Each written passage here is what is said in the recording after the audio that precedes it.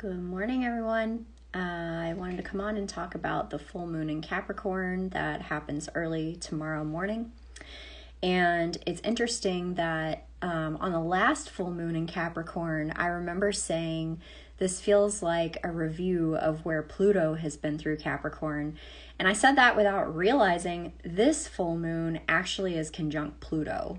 Pluto's still in Aquarius, is at 0 degrees Aquarius, and then this full moon's at 29 Capricorn. So they're in different signs, but they're still conjunct, and it's really highlighting this transition, I feel like, from Capricorn to Aquarius. And holy wowzers, has this full moon sandwich been jam-packed with action. Thanks a lot, Uranus and Mars and Algol.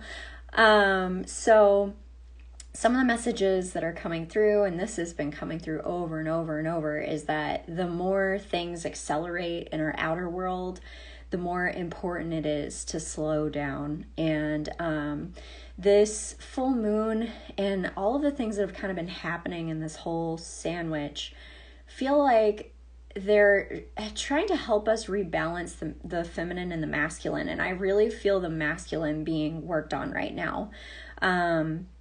This full moon squares Chiron in Aries.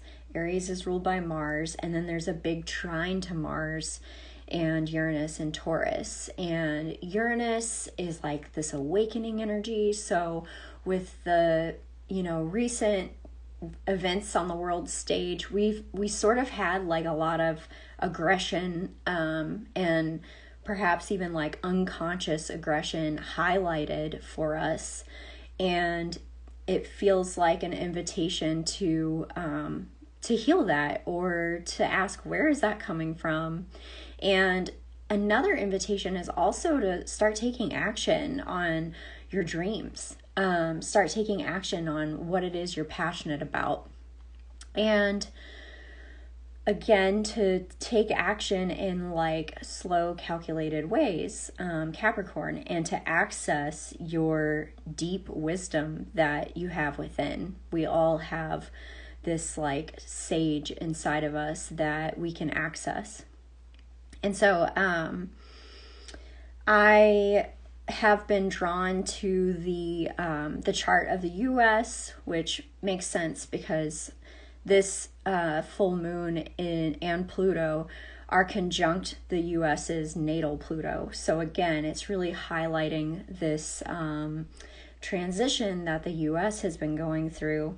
And the U.S. is also experiencing its Chiron return.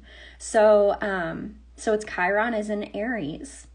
And I find that really interesting. So it feels like for our country in general, there's an inner child healing, an invitation for inner child healing, and an invitation for masculine healing. And this is within anybody, whether you're a male or a female. We each have masculine and feminine energies within, as I'm sure you all know. Another thing that I noticed as far as candidates go is that RFK's, there's a lot of planets. He's got a lot of planets in Capricorn. His sun, Venus, Mercury, North Node, and Chiron are being highlighted by this full moon. And he's having a Jupiter return. So I think it would be interesting to keep an eye out on him and see what unfolds. Because when you have a Jupiter return, it's an invitation to really make your dreams come true. It's like this Mario superstar. I remember when I had mine, I had listed everything I wanted in a property, and we ended up finding that property. So it's like going to be really interesting knowing where his intentions lie, to see what unfolds for him. The other thing that I think is so interesting is how his Chiron is conjunct the U.S. Pluto, as well as these other planets, but the Chiron's really popping out at me, and it feels like he could be this sort of like, I hope this doesn't sound like an overstatement, but it feels like he could be like the shaman for this country in some way, whether he gets elected or not. there's a lot of healing energy there, and it makes sense because Chiron is the wounded healer. Chiron goes through a lot of challenges and has to overcome them, and that's like his initiation to help others overcome. And we know RFK has like overcome addiction and has had a lot of loss in his life, and has grown a lot from those challenges. So I find that really interesting. Something else I'm noticing is Joe Biden's chart. He is actually having his Neptune opposition, and I had to look into this a little bit. And a lot of times when Neptune opposes your natal Neptune, something's falling away in your life. And what's also really interesting is Jupiter just transited his Saturn. And so when Jupiter and Saturn conjunct, there is an overthrowing of old leadership and old rulership by a new one. So we can kind of see this unfolding, right? Like, people are pressuring him to step down. He doesn't want to. It's not surprising because his Jupiter is in Cancer. So Jupiter is like, it doesn't want to let go. It's sentimental about the old times and is not ready to move forward yet. But towards the end of the year, Neptune, the South Node transits his Neptune, and it feels like he's really going to fall away from the center stage. So not sure. I mean, I kind of get the feeling that he will drop out sooner than later, but we'll just see. We don't really know. I didn't see a whole lot highlighted with Trump's chart right now. Obviously, a lot just happened in this whole sandwich. I don't feel like I need to go back and review it, but I do want to look at his chart more in depth when I get around to putting these videos out about, I've decided I think it's going to have to be a series where I go over these charts because things are changing and happening so quickly. Looking at the big picture is going to get outdated really fast.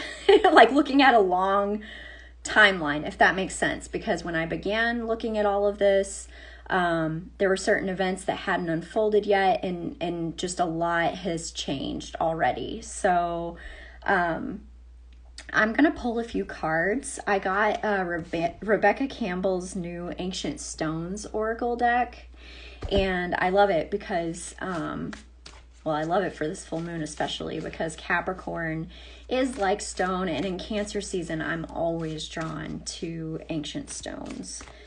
It's usually, it's kind of a year-round thing, I guess, but I get reminded of them when Cancer season comes around. So let's see what message the stones have for us on this Plutonian Capricorn full moon.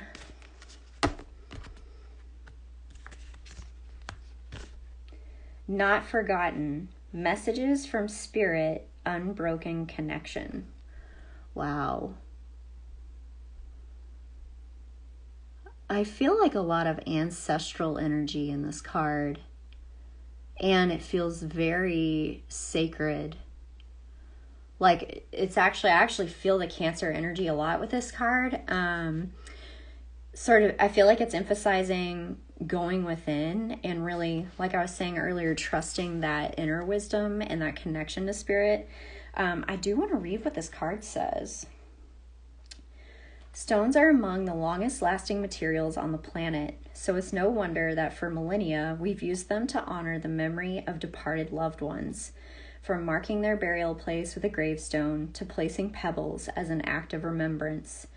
The grief that follows a death is like no other. We're hurtled into the truth that we, like all life, are impermanent, and that our time here is but a breath in lifespan of an ancient stone. When you receive this card, it could be a sign of your bond to a loved one who's passed, an unbroken connection that lasts beyond this lifetime. Do you long to communicate with a loved one who's died? This card is a sign that you can continue to do so now. Speak to them throughout your day and be open to receiving messages from them. They may be subtle, but if you stay open, you may be surprised. If there's a particular person you've been longing to connect with, receiving this card is a way of them acknowledging your request. If this is new to you, consider ways you can nurture your connection with them. Perhaps put some time aside to light a candle and commune with them, or ask them to send you a sign and be specific about what that sign will be. Be open to this connection growing over time. I love that coming up along with Pluto, because Pluto is death, rebirth, and transformation. And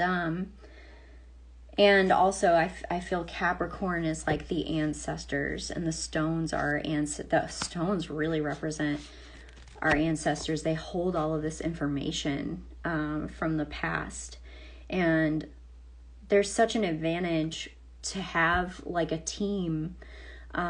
We all have a team of, how do I say this?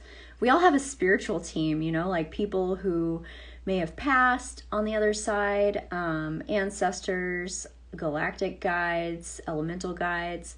This one seems specific though to if there's anyone who's passed. So that makes sense as well with the sun being in Cancer, which is like our roots. So I had a really powerful dream on the Cancer new moon where my mother visited me, and that was really, really powerful. So I'm not super surprised and not forgotten. I like that because I feel like Cancer does hold the memories, unbroken connection. All right, so do what you will with those messages. And then I wanted to pull a Kali card because she's great during these times of massive transformation. Let's see what Kali has for us for this full moon.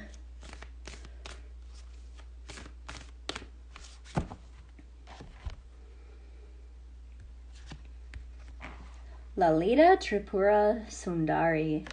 Ooh. Oh, wow. You know what's wild about this card? It actually reminds me of Neptune and the Sabian symbol for where Neptune is right now, the great stone face, because it reminds me of this Joseph Campbell clip where he shows this three-faced statue, and the goal is to be the one in the middle. Jupiter is really helping us to explore duality, and this is reminding me as well when I connected with this full moon earlier. I saw